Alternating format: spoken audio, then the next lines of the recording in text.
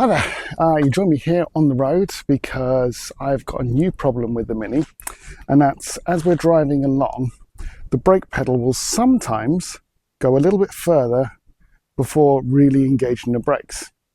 And then immediately afterwards, it will come back perfectly firm. It'll stay firm for quite a while, and then it'll get soft again for that one push. And it's only ever one push amongst 5 minutes of driving. It really does depend, and it does vary quite a bit. So my initial gut call was master cylinder. However, I was just about to go on holiday, didn't really have the time to look at it. So my wife took it into the Mini dealership, who then had a look around the car and went, everything looks fine. There's no leaks, there's no problems that they can see. I obviously checked all of that as soon as I felt it, but I didn't see any leaks. But my first gut call is obviously the master, because that's where the pressure builds, as far as I understand it, and then the booster boosts. But there's no fluid I can see anywhere around the master. I've gone and had a look through. There's no problems I can see with the pads or the discs. My other thought was maybe a bearing was wobbling slightly and pushing it out. And because they've come back after an hour's investigation, which they wanted 225 quid for, and they've come back with no other support other than looks all fine to us, it was fine on his right, it looks fine, but the problem still does occur. I've decided to go a little bit part scan and go with what I think is most likely master cylinder.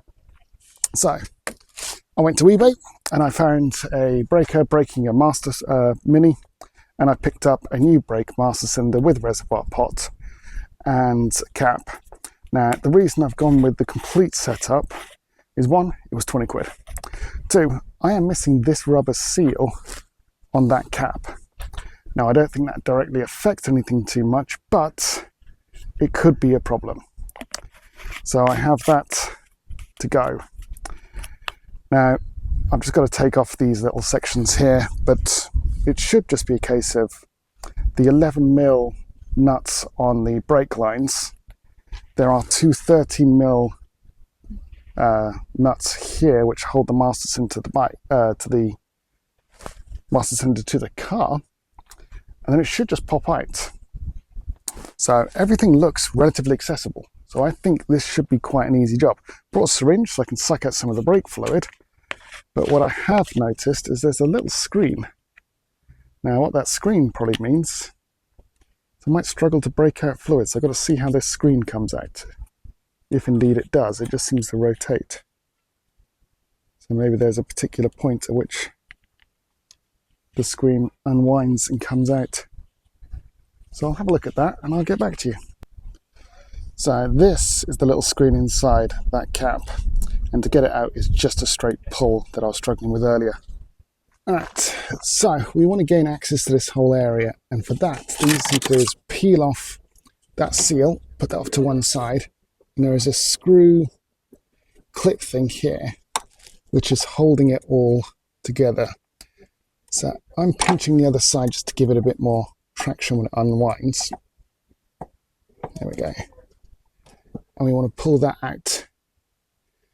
You can see what happens. That screw spreads these legs and keeps this in place.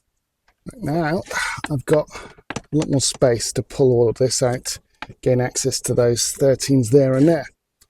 Now before all of that, what I am going to do is crack this loose, which is an 11. Hopefully without damaging anything else. Yes, that's pretty much there. Let's go that way around.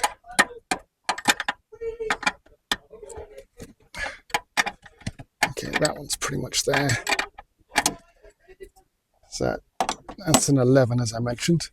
This brake level fluid sensor can get unclipped, put out of the way.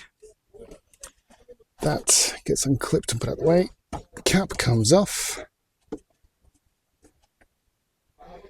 Now, let's suck out some of the brake fluid. So I came prepared with a pot and a little syringe.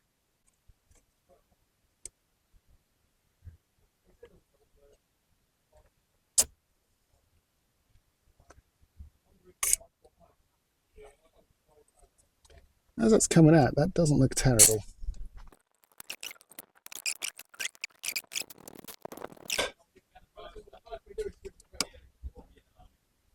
Come on. There we go. Alright, that's that out. That looks dirtier more for my hand than anything else. Let's carry on. It's at times like this, a bigger syringe would have been really helpful.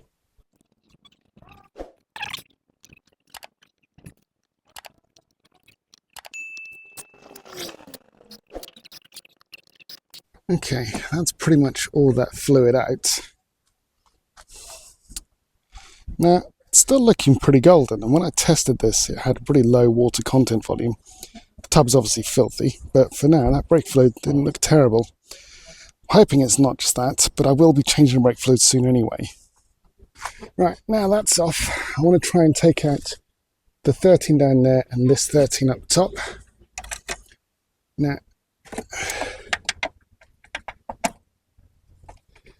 there we go. I've had to use a long socket to get onto that one because I want to make sure I've got a good clasp over the thread. Come on, get in the hole. There we go.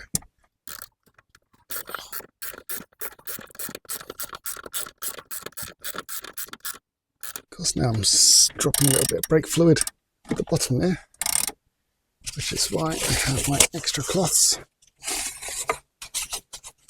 Just to kind of put underneath and absorb everything.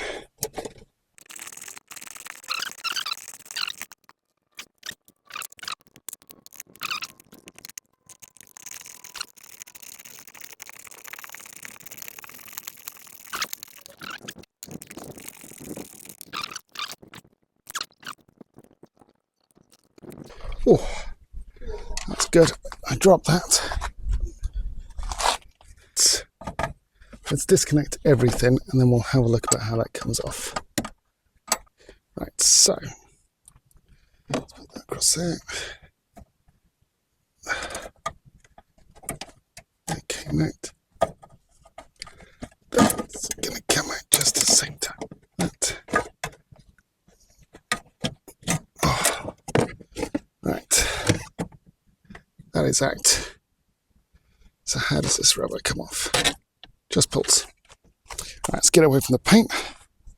Okay, so there's a lot of tidying up to do. And that nipple has to go all the way onto.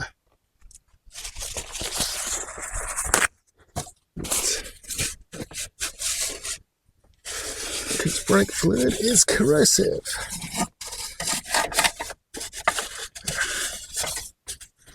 And is now everywhere. Right, well, that's fun. Well, that was messy. So, my new one's to go on. I've got to seal around that. Now we've got to figure out the best way of getting this in.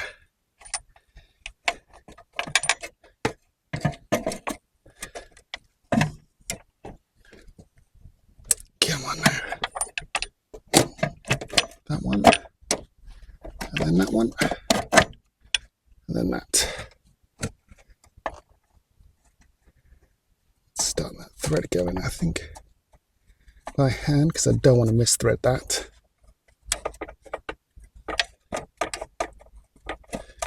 Again, don't want to misthread this. I'm trying to get this started by hand. But alas, it's not threading well. So what have I got? Come on.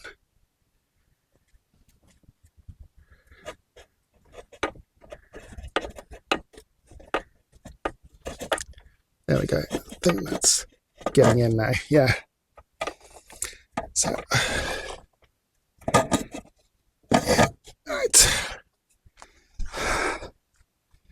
Now I think it's getting these two buggers on. So they just need tightening. Oh, okay. Now everything's loosely in place. Still got to connect up that hose. Still got to tighten everything up. So, dry my hand for a bit. So I'm not quite spreading around brake fluid. My wife's pretty paint-like, so I'm less likely to be murdered in my sleep. Let's try and get these brake lines tightened up. Right, that and that one is on. These are now pretty tight. There we go. That is clipped back in place. This vacuum line has to get put back on. There it is.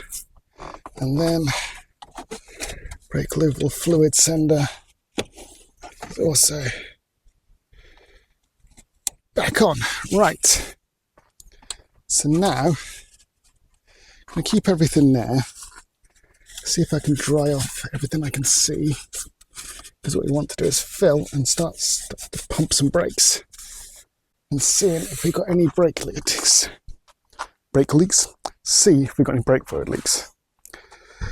So I'm going to top up some brake fluid in there, give the pedal a bit of a pump. Now I'm expecting a bit of a soft pedal feel.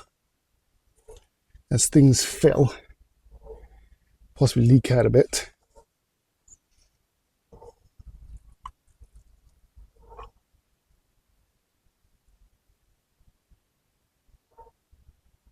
But I am hoping we can pump everything up. That pedal is soft as anything. So what does it look like? What I may have to do is get my wife out to assist me. So what I'll do is I'll dial you back in once I've got that sorted. So what I'm looking for is a lack of bubbles appearing. Alright, let's drop you back in once I've got all the bubbles out and things have started to firm up. Alright, I've been pumping the brakes with the wife for a little while and the pedal I feel is getting a little bit firmer. Got fluid in there. Nothing appears to be leaking, so I'm going to button everything back up and then get to breathing the brakes a bit later on. So this needs to go back in here, which is that little spiky spreading screw doodad, which is unfortunately a bugger to get back in. Grab my screwdriver. Okay, that's now clipped into place. That goes round. I'm going to have to pop the cap back on, but I want to do a tidy up and just keep pumping the brakes for a little bit, see if I get away without having to actually fully bleed the system, which I think will probably be the next step. Alright, as you can see, that wasn't that difficult to actually replace. A little bit messy because I just spilt brake fluid everywhere. I think the hardest part for me is now going to get the pressure back up by doing the whole brake bleed, which is something I'm really not looking forward to, and to be honest, no one wants to watch as far as I'm aware. But the replacement of the actual master is really quite quick and painless. I do wonder though, to get that pressure back up, am I missing a step? Because from what I've understood, it is just a case of pump the pedal a few times with fluid inside of it and then bleed the system. So I pumped the pedal a few times, the bubbles are mostly gone. So I'm just going to put the cap back on and call it there for the day. Alright, if anyone's got any questions or tips, more importantly, about how to bleed this nicely, let me know. That's it for now, and hopefully I'll be back with something a bit more exciting next time. Quick update, I have got changed, cleaned up, but what I have done is I've gone round and I've properly bled the brakes using a pressure bleeder on the top of the brake master, pushed it through the fluid and got the air out the lines, and my brakes are now operating correctly. Alright, thanks.